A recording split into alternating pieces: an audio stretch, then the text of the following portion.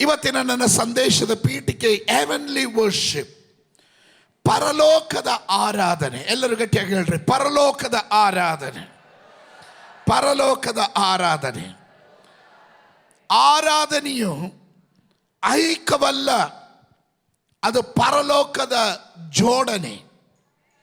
ಆರಾಧನೆ ಐಹಿಕವಲ್ಲ, ಅದು ಪರಲೋಕದ ಜೋಡಣೆ. Worship is not earthly, it is heavenly alignment. ಪರಲೋಕದ ಜೋಡಣೆ ಆಗಿದೆ ಆರಾಧನೆ. ಇವತ್ತು ನಾನು ನಿಮ್ಮನ್ನ ಒಂದು ಯಾತ್ರೆಗೆ ಕರ್ಕೊಂಡು ಹೋಗ್ತೀನಿ, ನೀವು ನನ್ನ ಜೊತೆ ಬರಬೇಕು. ಸ್ತೋತ್ರ. ಆಮೇಲೆ ಕೆಲವ್ರನ್ನ ಎಳ್ಕೊಂಡು ಬರಬೇಕಾಗುತ್ತೇನೋ, ತೊಂದರೆ ಇಲ್ಲ, ಎಳ್ಕೊಂಡಾದ್ರೂ ಹೋಗೋಣ. ಇದೊಂದು ಜರ್ನಿ. ಇದು ನಾವು ಓದಿದಂಥ ವಾಕ್ಯದಲ್ಲಿ ಕೇಳಿದ ಹಾಗೆ ಪರಲೋಕದಲ್ಲಿ ನಡೆಯುವ ಆರಾಧನೆ. ಪ್ರಕಟಣೆ ಪುಸ್ತಕ 4ನೇ ಅಧ್ಯಾಯ, ಪರಲೋಕದಲ್ಲಿರುವ ಕಾರ್ಯಗಳು. ನಾನು ಅಲ್ಲಿಗೆ ಬರ್ತೀನಿ. ಅದಕ್ಕೆ ಮುಂಚೆ ಒಂದೆರಡು ಕಾರ್ಯಗಳನ್ನು ಹೇಳಿದ ನಂತರ ಅಲ್ಲಿಗೆ ಬರಲಿಕ್ಕೆ ಪ್ರಯತ್ನ ಮಾಡ್ತೀನಿ. ನೀವು ಯೋಹನನ ಸುವಾರ್ತೆ 4ನೇ ಅಧ್ಯಾಯ 23 ಮತ್ತು 24ನೇ ವಚನವನ್ನು ಓದಿದಾಗ, ಯೇಸು ಸ್ವಾಮಿ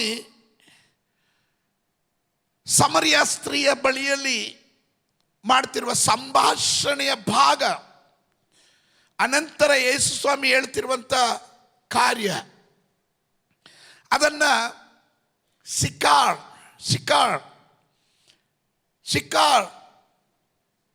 ಆ ಊರಿನ ಹೆಸರು. ಯಾಕೋಬನ ಬಾವಿ, ಅಲ್ಲಿಂದ ನೀರು ಸೇರ್ತಾ ಇರುವಾಗ ಯೇಸು ಸ್ವಾಮಿ ಮಠ ಮಧ್ಯಾಹ್ನ ಆ ಸ್ತ್ರೀಯ ಸಂಗಡ ಸಂಭಾಷಣೆ ಮಾಡ್ತಾ ಇರುವಂಥ ಭಾಗ ಇದು. ಶಿಕಾರ್ ಅನ್ನೋದು ಶೆಕೇಮ್, ಬಹಳ ಹತ್ತಿರ ಇರುವಂಥ ಸ್ಥಳ ಇದೆರಡು, ಶಿಕಾರ್ ಮತ್ತು ಶೆಕೇಮ್. ಶೆಕೇಮ್ ಎನ್ನುವುದು ದ ಪ್ಲೇಸ್ ಆಫ್ ಬರ್ಡನ್, ಆತ್ಮಭಾರ ಇರುವಂಥ ಸ್ಥಳ, ದ ಪ್ಲೇಸ್ ಆಫ್ ಬರ್ಡನ್. ಆದಿಕಾಂಡ ಪುಸ್ತಕ 12ನೇ ಅಧ್ಯಾಯದಲ್ಲಿ 6 ಮತ್ತು 7ನೇ ವಾಕ್ಯವನ್ನು ನಾವು ಓದಿದ್ರೆ, ಅಬ್ರಾಮನು ಆ ದೇಶದಲ್ಲಿ ಸಂಚರಿಸುತ್ತಾ ಶೆಕೇಮ್ ಕ್ಷೇತ್ರದಲ್ಲಿರುವ ಮೋರ್ಯ ಎಂಬ ವೃಕ್ಷದ ಬಳಿಗೆ ಬಂದನು. ಆ ಕಾಲದಲ್ಲಿ ಕನಾನ್ಯರು ದೇಶದಲ್ಲಿದ್ದರು. ಅಲ್ಲಿ ಯೆಹೋವನು ಅಬ್ರಾಮನಿಗೆ ದರ್ಶನ ಕೊಟ್ಟು, ನಾನು ಈ ದೇಶವನ್ನು ನಿನ್ನ ಸಂತಾನಕ್ಕೆ ಕೊಡುವೆನು ಅಂದನು. ತನಗೆ ದರ್ಶನ ಕೊಟ್ಟ ಯೆಹೋವನಿಗೆ ಅಬ್ರಾಮನು ಯಜ್ಞವೇದಿಯನ್ನ ಕಟ್ಟಿಸಿದನು. ಅಬ್ರಾಮನಿಗೆ ಶೆಕೇಮ್ ಎನ್ನುವಂಥ ಸ್ಥಳದಲ್ಲಿ ದೇವರ ದರ್ಶನ ಕೊಡ್ತಾ ಇರೋದು. ಅಲ್ಲಿ ಅವನೊಂದು ಯಜ್ಞವೇದಿಯನ್ನು ಕಟ್ಟಿಸಿದನು. ದಟ್ ಮೀನ್ಸ್ ವರ್ಷಿಪ್ಡ್ ಹಿಮ್, ದೇವರನ್ನ ಆರಾಧಿಸಿದನು. ಶೆಕೇಮ್ ಎನ್ನೋದು ನೀವು ಗಮನಿಸಬೇಕಾದಂಥ ಒಂದೆರಡು ಕಾರ್ಯಗಳು. ಇದರ ಹತ್ತಿರದಲ್ಲಿ ಬರುವಂಥ ಬೆಟ್ಟಗಳಾಗಿದೆ ಗೆರಿಸಿಮ್ ಮತ್ತು ಏಬೆಲ್ ಪರ್ವತಗಳು. ಅಲ್ಲಿ ಬಂದು ಯೆರೂಸಲೇಮಿಗೆ ಬಂದು ನೋಡಿದವ್ರಿಗೆ ಗೊತ್ತು. ಗೆರಿಸಿಮ್ ಒಂದು ಕಡೆ, ಮತ್ತೊಂದು ಕಡೆ ಏಬೆಲ್ ಬೆಟ್ಟಗಳು. ಒಂದು ಆಶೀರ್ವದಿಸಲ್ಪಟ್ಟ ಬೆಟ್ಟ, ಇನ್ನೊಂದು ಶಪಿಸಲ್ಪಟ್ಟಂಥ ಬೆಟ್ಟ. ಆ ಕಾಲದಲ್ಲಿ ಮೌಂಟ್ ಗೆರಿಸಿಮ್, ಈಗ ಅದನ್ನ ವೆಸ್ಟ್ ಬ್ಯಾಂಕ್ ಅಂತ ಕರೀತಾರೆ. ನಾಬ್ಲಸ್ ಈಗಿನ ಹೆಸರು ನಾಬ್ಲಸ್, ವೆಸ್ಟ್ ಬ್ಯಾಂಕ್. ನಮ್ಮ ಯಾತ್ರೆ, our journey starts at Shechem. ಪ್ರತಿಯೊಬ್ಬೊಬ್ಬರ ಯಾತ್ರೆಗಳು ಒಂದು ಶೆಕೀಮ್ನಲ್ಲಿ. ಶೆಕೀಮ್ ಅಂದರೆ ಆತ್ಮಭಾರದೊಂದಿಗೆ. Every Christian families, every ministers of God, ಪ್ರತಿಯೊಂದು ದೈವ ಸೇವಕರು ಮತ್ತು ಪ್ರತಿಯೊಂದು ಸೇವೆಯು ಆತ್ಮಭಾರದಿಂದಲೇ ಆರಂಭವಾಗುತ್ತದೆ. Every ministry will begin with burden. Shechem ಎನ್ನುವ ಸ್ಥಳದಲ್ಲಿ ನಮ್ಮ ಪೂರ್ವಿಕನಾದಂಥ ನಮ್ಮ ಮೂಲ ಪಿತೃವಾದ ಅಬ್ರಾಮನಿಗೆ ದೇವರ ದರ್ಶನವನ್ನು ಕೊಡ್ತಾನೆ. ನಮಗೆ ಗೊತ್ತಿರುವಂಥ ಭಾಗ, ಅವನನ್ನು ದೇವರ ರಾಜ್ಯದ ಪದ್ಧತಿಗೋಸ್ಕರ ಬೇರ್ಪಡಿಸುವ ಸ್ಥಳ.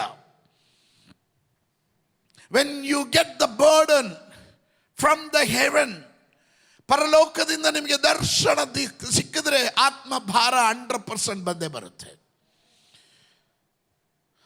The moment you starting your journey with burden, ಶೆಕೀಮಿನಿಂದ ಆರಂಭ ಮಾಡ್ತಿದ್ದಾನೆ ಅಬ್ರಾಮನು. That's calling begins. ನಿಮ್ಮ ಕರೆ ಅಲ್ಲಿ ಆರಂಭವಾಗುತ್ತೆ. ನೀವು ಅಲ್ಲಿಂದ ಮೋರಿಯ ಬೆಟ್ಟವನ್ನು ದಾಟಿ ಹೋಗಬೇಕಾಗುತ್ತದೆ. You must pass through Moriah. Moriah ಎನ್ನೋದು the test. Promise is tested.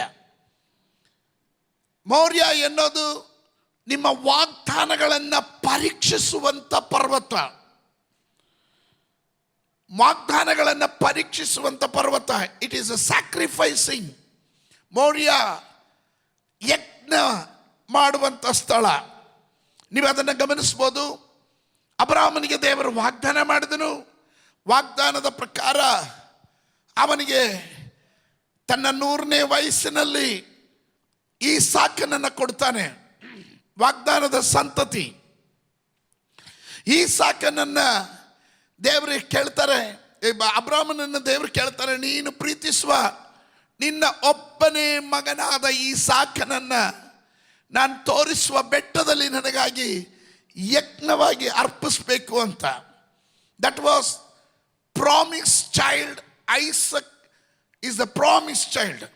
ವಾಗ್ದಾನದ ಸಂತತಿ. ವಾಗ್ದಾನದ ಮೇಲೆ ಈಗ ಪರೀಕ್ಷೆ ಬರ್ತಾ ಇದೆ, ಪರಿಶೋಧನೆ ಬರ್ತಾ ಇದೆ. ಆ ಸ್ಥಳದ ಹೆಸರೇ ಮೋರಿಯಾ. ಮೋರಿಯಾ. ಅಲ್ಲಿಂದ ನಮ್ಮ ಜರ್ನಿ. ಯೇಸು ಸ್ವಾಮಿ ಕಾಲ್ವರಿ ಶಿಲುಬೆಯಲ್ಲಿ ಗೋಲ್ಗೋತಾ ಎಂಬ ಬೆಟ್ಟ, ಅದರ ರಿಸಲ್ಟ್. ಗೋಲ್ಗೋತಾ ಎನ್ನೋದು ಪ್ರಾಮಿಸ್ ಇಸ್ ಫುಲ್ಫಿಲ್ಡ್. ಪ್ರತಿಯೊಂದು ವಾಗ್ದಾನವು ನೆರವೇರಿದ ಬೆಟ್ಟ. ನಾನು ಅನೇಕ ಬೆಟ್ಟಗಳನ್ನು ಮಾತಾಡ್ತಿದ್ದೀನಿ. ಶೆಕೀಮ್ ಮಾತಾಡಿದೆ. ಶೆಕೀಮ್ ಅದು ಬರ್ಡನ್ ತೋರಿಸುತ್ತೆ, ಆತ್ಮಭಾರ. ಕಾಲಿಂಗ್, ನಮ್ಮ ಕರೆ ಆರಂಭವಾಗುವ ಸ್ಥಳ. ಅಲ್ಲಿಂದ ಮೋರಿಯಾ ಸ್ಯಾಕ್ರಿಫೈಸಿಂಗ್, ತ್ಯಾಗ ಮಾಡುವ, ಯಜ್ಞ ಮಾಡುವ ಸ್ಥಳ. ನಮ್ಮ ವಾಗ್ದಾನಗಳಿಗೆ ಉಂಟಾಗುವ ಪರೀಕ್ಷೆಯ ಸ್ಥಳ. ನಂತರದಲ್ಲಿ ಹೊಸ ಒಡಂಬಡಿಕೆಯಲ್ಲಿ ನೋಡಿದ್ರೆ ಯೇಸು ಸ್ವಾಮಿಯು ಗೋಲ್ಗೋತಾ ಬೆಟ್ಟದಲ್ಲಿ ನಮಗಾಗಿ is fulfilled. Golgotha, the cross, and the result is true worship. ಸತ್ಯವಾದ ಆರಾಧನೆ ಫಲಿತಾಂಶ ಬಂದಿದ್ದು ಅಲ್ಲಿ. ಇವತ್ತು ನಾನು ನೀವು ಇಲ್ಲಿ ಕುಳಿತು ಸ್ತೋತ್ರ ಹೇಳೋದಕ್ಕೆ ಕಾರಣ ಗೋಲ್ಗೋತಾ ಬೆಟ್ಟದಲ್ಲಿ. ನಿಮಗೆ ಅರ್ಥ ಆಗಲಿಲ್ಲ. ಗೋಲ್ಗೋತಾ ಇನ್ನೊಂದು ಹೆಸರು ಕಾಲ್ವರಿ. ಹಲ್ಲೆಲೂಯ. ಶಿಲುಬೆಯಲ್ಲಿ ನಿನ್ನ ಪಾಪದ ಪರಿಹಾರಕ್ಕಾಗಿ ಯೇಸು ಸ್ವಾಮಿ ತಾನು ಬಲಿ ಆಗುವುದರ ಮೂಲಕ ಇವತ್ತು ನನ್ನನ್ನು ನಿನ್ನನ್ನು ಆರಾಧನೆ ಮಾಡುವವರಾಗಿ, ದೇವರಿಗೂ ನಮಗೂ ಸಂಬಂಧ ಇಲ್ಲದೆ ಬಾಂಧವ್ಯ ಕಡಿದು ಹೋದಂಥ ನಮ್ಮನ್ನ ಮತ್ತೆ ಅವನು ಬೆಸದನು. ಅದಕ್ಕೆ ನಾನು ಹೇಳಿದೆ ಆರಂಭದಲ್ಲಿ, ಆರಾಧನೆಯು ಐಕ್ಯವಲ್ಲ, ಅದು ಪರಲೋಕದ ಜೋಡಣೆ. ಹಲ್ಲೆಲೂಯ. ಎಲ್ಲಿ ಈ ಲೋಕದಲ್ಲಿ ನಾವು ಬೇರ್ಪಟ್ಟಿದ್ವು, ಮತ್ತೆ ಪರಲೋಕದ ಸಂಗಡ ಸೇರಿಸಿದ್ದೇ ಈ ಆರಾಧನೆಯಾಗಿದೆ. ಅದು ಒಪ್ಪೋರು ಮಾತ್ರ ಗಟ್ಟಿಯಾಗಿ ಆಮೇನ್ ಹೇಳ್ರಿ. God is rising a generation whose worship is not seasonal but a constant and burning. ಅವರು ಈ ಲೋಕದಲ್ಲಿ ದೇವರು ಒಂದು ತಲೆಮಾರನ್ನ ಎಬ್ಬಿಸ್ತಾ ಇದ್ದಾರೆ. ಅವರು ಸೀಸನಲ್ ಆಗಿ ಆರಾಧನೆ ಮಾಡೋರಲ್ಲ, ಬಿಡುಗಡೆ ಸಿಕ್ಕಿದಾಗ ಆರಾಧನೆ ಮಾಡೋರಲ್ಲ, ತೋಚದಾಗ ಬಂದು ಆರಾಧನೆ ಮಾಡೋರಲ್ಲ. ಅವರ ಜೀವನ ಪರ್ಯಂತವಾಗಿ ಕಾನ್ಸ್ಟೆಂಟ್ ಆಗಿ ಅವರು ದೇವರನ್ನ ಆರಾಧನೆ ಮಾಡುವವರಾಗಿರ್ತಾರೆ. ಅಂತ ಒಂದು ತಲೆಮಾರಿನ ದೇವರು ಕರ್ನಾಟಕದಲ್ಲಿ ಎಬ್ಬಿಸ್ತಾ ಇದ್ದಾರೆ, ಈ ಸಭೆಯಿಂದ ಎಬ್ಬಿಸ್ತಾ ಇದ್ದಾರೆ. ಆ ಗುಂಪಿನಲ್ಲಿ ನಿನ್ನ ಕುಟುಂಬನು ನೀನು ಇರೋದಾದ್ರೆ ಗಟ್ಟಿಯಾಗೊಂದು ಆಮೇಲೆ ಹೇಳುವಂತರಾಗ್ರಿ. ಹಾಲೆಲೂಯ. ಮನುಷ್ಯರು ನಾವು ಎಷ್ಟೇ ಆಸ್ತಿ ಸಂಪಾದನೆ ಮಾಡಿದ್ರು, ಹಣ ಸಂಪಾದನೆ ಮಾಡಿದ್ರು, ಒಂದು ದಿನ ಇದೆಲ್ಲ ಬಿಟ್ಟು ಹೋಗಲೇಬೇಕಾಗಿದೆ. ನೋಡಿ ಸೋತ್ರ ಹೆಂಗೆ ಸ್ವರ್ಗೋಯ್ತು. ಪಾಸ್ಟ್ರೆ ಬಿಟ್ಟೋಗೋದು ಬೇಡ, ನೀವೇನಾದ್ರೂ ಕೊಟ್ಟೋಗೋದಿದ್ರೆ ಹೇಳೋಗಿ ಅಂತ. ಬಿಟ್ಟು ಹೋಗ್ಲೇಬೇಕಾಗುತ್ತೆ. ಕುಬೇರನೂ ಹೋಗ್ಬೇಕು, ಭಿಕ್ಷುಕನೂ ಹೋಗ್ಬೇಕು, ವಿದ್ಯಾವಂತನೂ ಹೋಗ್ಬೇಕು, ಅವಿದ್ಯಾವಂತನೂ ಹೋಗ್ಬೇಕು, ಸ್ಥಿತಿವಂತನು ಹದಗೆಟ್ಟಿರೋನು ಹೋಗ್ಬೇಕು. ಮನುಷ್ಯರಾದ ನಾವೆಲ್ಲರೂ ಈ ಲೋಕವನ್ನು ಬಿಟ್ಟು ಒಂದು ದಿನ ಯಾತ್ರೆ ಮಾಡಬೇಕಾಗುತ್ತೆ. ಆದರೆ ಭಕ್ತರಾದವರಿಗೆ ಒಂದು ನಿರೀಕ್ಷೆ ಇದೆ. ಅದಕ್ಕೆ ದೇವರ ವಾಕ್ಯ ಹೇಳ್ತೆ, ಈ ಮರಣ ಮನುಷ್ಯನನ್ನು, ಮರಣ ಜೀವನದ ಕೊನೆಯಲ್ಲ. ಒಂದು ಹಾಡುಗಾರನ ಹೀಗೆ ಹೇಳ್ತಾನೆ, ಓ ಮಾನವ ನೀ ಮರೆಯದಿರು, ಈ ಜೀವಿತ ಸ್ಥಿರವಲ್ಲ, ಮರಣವು ಜೀವನದ ಕೊನೆಯಲ್ಲ. ಓ ಮಾನವ ಅಂದರೆ ಈ ಜೀವಿತ ಸ್ಥಿರ ಅಲ್ಲ, ಮರಣವು ಒಬ್ಬ ಮನುಷ್ಯನ ಕೊನೆಯೂ ಅಲ್ಲ. ಸಾಧಾರಣವಾಗಿ ಲೋಕದ ಜನ ಹೇಳೋದೇನು ಗೊತ್ತಾ, ತಿನ್ನಬೇಕು, ಕುಡಿಬೇಕು, ಮಜಾ ಮಾಡಬೇಕು, ನಾಳೆ ಬದುಕಿರ್ತೀವಿ ಅಂತ ಏನು ಗ್ಯಾರಂಟಿ? ಸತ್ರೆ ಏನು ಮಾಡೋಕ್ಕಾಗುತ್ತೆ? ಬಿಡು, ಹೋಗೋಣ. ಎಲ್ಲಿಗೆ ಹೋಗೋಣ ಅದು ಮಾತ್ರ ಗೊತ್ತಿಲ್ಲ. ತಿನ್ನೋಣ, ಕುಡಿಯೋಣ, ಮಜಾ ಮಾಡೋಣ, ಸತ್ರೆ ಸಾಯ್ತೀವಿ. ಸತ್ತ ಮೇಲೆ ನಿನ್ನ ಆತ್ಮ ಎಲ್ಲಿಗೆ ಹೋಗುತ್ತೆ ಅದು ಬಹಳ ಮುಖ್ಯ. ಭಕ್ತನೂ ಸಾಯ್ತಾನೆ, ಪಾಪಿನೂ ಸಾಯ್ತಾನೆ, ದುಷ್ಟನೂ ಸಾಯ್ತಾನೆ, ನೀತಿವಂತನೂ ಸಾಯ್ತಾನೆ. ಸ್ತೋತ್ರ. ಎಲ್ಲರೂ ಸಾಯಲೇಬೇಕು. ಸ್ತೋತ್ರ. ಹೇಳದೆ ಇದ್ದಾಗ ನಿಮ್ಗೆ ಯಾಕೋ ಇಷ್ಟ ಆಗಲಿಲ್ಲ ಅಂತ. ನಾವೆಲ್ಲ ಈ ಲೋಕವನ್ನು ಬಿಟ್ಟು ಯಾತ್ರೆ ಮಾಡಬೇಕು. ಥೆಸಲೋನಿಕರಿಗೆ ಬರೆದ ಪತ್ರಿಕೆ, 1 ಥೆಸಲೋನಿಕರಿಗೆ ಬರೆದ ಪತ್ರಿಕೆಯಲ್ಲಿ ನಾವು ಕಾಣ್ತೇವೆ, ನಾವು ಇತರರಂತೆ ದುಃಖಿಸುವುದು ನಮ್ಮ ಮನಸ್ಸಿಗೆ ಒಪ್ಪೋದಿಲ್ಲ. ಯಾಕಂದರೆ ನಿರೀಕ್ಷೆ ಇಲ್ಲದವರ ಹಾಗೆ ಅಳೋದು ಒಪ್ಪೋದಿಲ್ಲ ಅಂತಾನೆ ಪೌಲನು. ಯಾಕಂದರೆ Christian life is not the hopeless life, it is full of hope. ನಾವು ನಿರೀಕ್ಷೆಯಿಂದನೇ ಬದುಕ್ತಾ ಇದ್ದೇವೆ. ಏನದು ನಿರೀಕ್ಷೆ? ಒಂದು ನಿರೀಕ್ಷೆ ಇದೆ, ಇವತ್ತು ನಾವು ಇಲ್ಲಿ ಸತ್ರೆ, ಈ ಲೋಕವನ್ನು ಬಿಟ್ಟರೆ ನಾವು ಮನೆಯನ್ನು ಬದಲಾಯಿಸ್ತಾ ಇದ್ದೇವೆ. We are changing the residence. Hallelujah.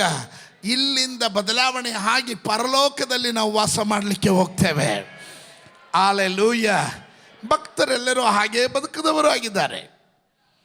ಫಿಲಿಪಿಯರಿಗೆ ಬರೆದ ಪತ್ರಿಕೆ, book of Philippians chapter 3 verse 20, 3ನೇ ಅಧ್ಯಾಯದ 20ನೇ ವಾಕ್ಯ ಹೇಳ್ತದೆ, ಕರ್ತನಾದ ಯೇಸು ಕ್ರಿಸ್ತನು ಅಲ್ಲಿಂದಲೇ ರಕ್ಷಕನಾಗಿ ಬರುವುದನ್ನು ಎದುರು ನೋಡ್ತಾ ಇದ್ದೇವೆ.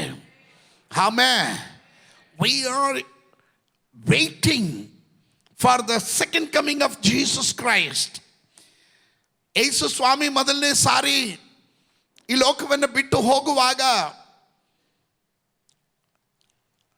ತಾನು ಸತ್ತು ಸಮಾಧಿಗೆ ಹಾಕಲ್ಪಟ್ಟು 3ನೇ ದಿವಸ ಮೃತ್ಯುಂಜಯನಾಗಿ ಎದ್ದು ಬಂದು 40 ದಿವಸ ತನ್ನ ಶಿಷ್ಯರಿಗೆ ಲೋಕಕ್ಕೆ ತನ್ನನ್ನೇ ತಾನು ತೋರಿಸ್ಕೊಟ್ಟು ತಾನು ಪರಲೋಕಕ್ಕೆ ಏರಿ ಹೋಗುವಾಗ ದೇವದೂತರು ಒಂದು ಪ್ರಶ್ನೆ ಕೇಳ್ತಾರೆ, ಹೇ ಗಲೀಲಿಯ ಪುರುಷರೇ, ನೀವು ಯಾಕೆ ಹೀಗೆ ಏರಿ ಹೋಗುತ್ತಿರುವ ಯೇಸುವನ್ನು ಹೀಗೆ ನೋಡ್ತಾ ಇದ್ದೀರಾ?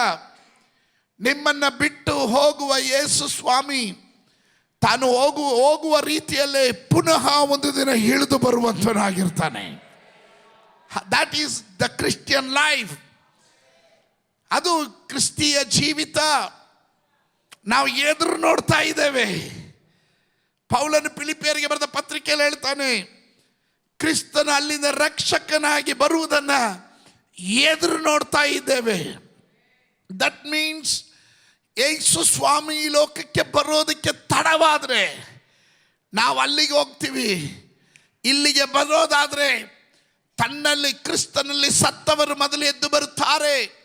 ಆ ನಂತರ ಜೀವಂತವಾಗಿರುವ ನಾವುಗಳು ನಮ್ಮ ಕಣ್ಣು ರೆಪ್ಪೆ ಮಿಟುಕಿಸುವುದರ ಒಳಗಾಗಿ ಪಕ್ಕನೆ ಒಯ್ಯಲ್ಪಡ್ತೇವೆ. Hallelujah. Either way we are ready. ಸಂದೇಶ ನಾವು ಸಾರ್ತಾ ಇರೋದು ಅದೇ. ನಾವು ಮರಣಕ್ಕೆ ಎದುರುವವರಲ್ಲ. ಮರಣ ಭಯ ಎನ್ನುವುದು ನಮಗೆ ಇಲ್ಲ. ಕಾರಣ ಮರಣವನ್ನು ಗೆದ್ದವನು ನಮ್ಮ ಜೊತೆಯಲ್ಲೇ ಇದ್ದಾನೆ. ಇಬ್ರಿಯರಿಗೆ ಬರೆದ ಪತ್ರಿಕೆ 13ನೇ ಅಧ್ಯಾಯ 14ನೇ ವಾಕ್ಯ ಹೇಳ್ತದೆ, ಯಾಕೆಂದ್ರೆ ಇಹದಲ್ಲಿ ಶಾಶ್ವತವಾದ ಪಟ್ಟಣವು ನಮಗಿಲ್ಲ. ಇಬ್ರಿಯ ಗ್ರಂಥಕರ್ತನ ಹೇಳ್ತಾನೆ, ಇಹದಲ್ಲಿ ಶಾಶ್ವತವಾದ ಪಟ್ಟಣವು ನಮಗಿಲ್ಲ. ಇನ್ನು ಮುಂದೆ ಆಗುವ ಪಟ್ಟಣವನ್ನು ಆರೈಸುತ್ತಾ ಇದ್ದೇವೆ. ಹಾಲೆಲೂಯಾ. ನನಗೋಸ್ಕರ ನಿಮಗೋಸ್ಕರ ಒಂದು ಪಟ್ಟಣವನ್ನು ಸಿದ್ಧ ಮಾಡ್ತಾ ಇದ್ದಾನೆ. Amen, amen, hallelujah. ಅದಕ್ಕೆ ಯೇಸು ಸ್ವಾಮಿ ಹೇಳಿದನು, ನಿಮ್ಮ ಹೃದಯವು ಕಳವಳಗೊಳ್ಳದೇ ಇರಲಿ. ನನ್ನನ್ನು ನಂಬಿರಿ, ನನ್ನ ತಂದೆಯನ್ನು ನಂಬಿರಿ. ನನ್ನ ತಂದೆಯ ಮನೆಯಲ್ಲಿ ಅನೇಕ ಬೀಡಾರಗಳಿವೆ, ಆದರೆ ನಾನು ನಿಮಗೋಸ್ಕರವಾಗಿ ಒಂದು ಮನೆಯನ್ನು ಸಿದ್ಧ ಮಾಡ್ತಾ ಇದ್ದೇನೆ. ಹಲ್ಲೆಲೂಯಾ. ಯಾತಕ್ಕಂದ್ರೆ ನಾನು ಇರುವಲ್ಲಿ ನೀವು ಇರಬೇಕು, ನಾನು ಇರುವಲ್ಲಿ ನೀವು ಇರಬೇಕು.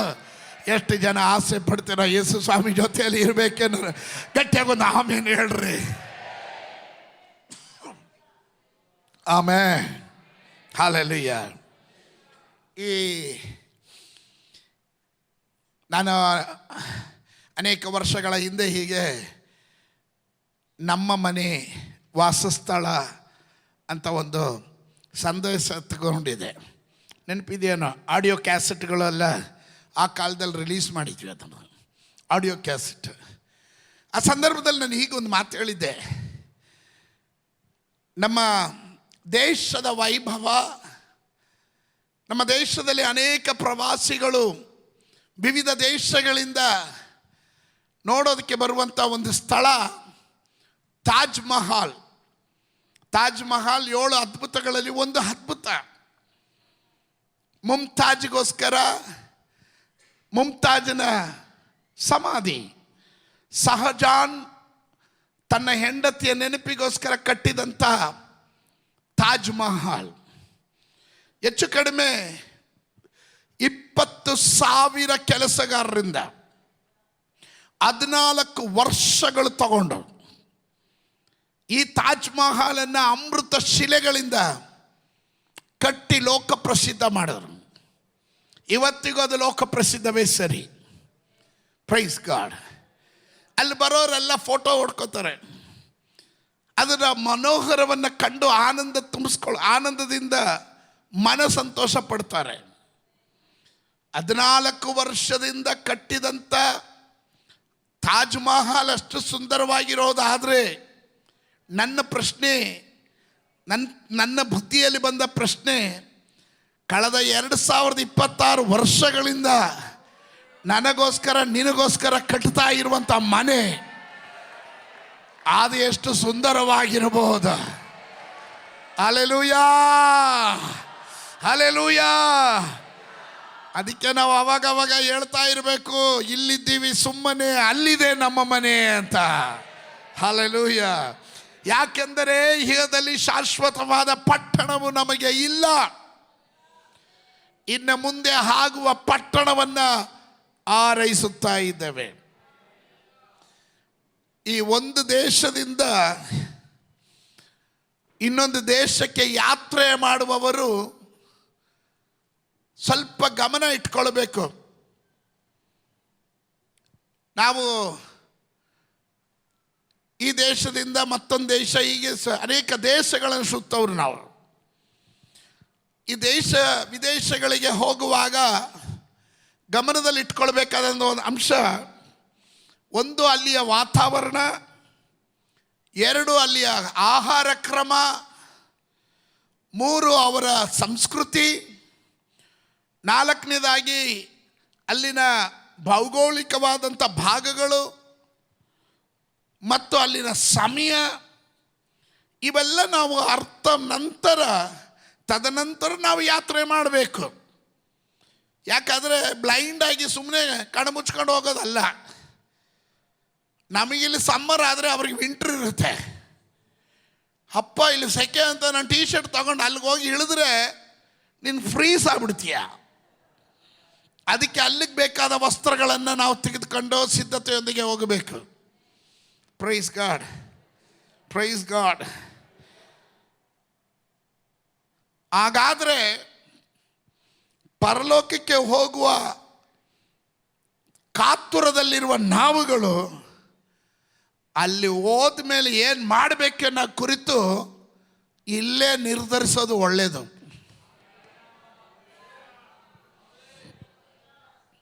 ಕೆಲವರ ಚಿಂತೆ ಅಲ್ಲಿ ಹೋದರೆ 24 ಗಂಟೆ ಆರಾಧನೆ, ಒಂದೇ ಒಂದು ಹಾಡು, ಕರ್ತನು ಪರಿಶುದ್ಧನು ಪರಿಶುದ್ಧನು ಪರಿಶುದ್ಧನು, ವಿಶ್ರಾಂತಿ ಇಲ್ಲದೆ. ಸ್ತೋತ್ರ. ನಾನು ದೇವ್ರ ಹತ್ರ ಕೇಳಿದೆ, ದೇವರೇ ಹಿಂಗಾದ್ರೆ ತುಂಬ ಬೋರ್ ಹೊಡಿಯಲ್ವಾ?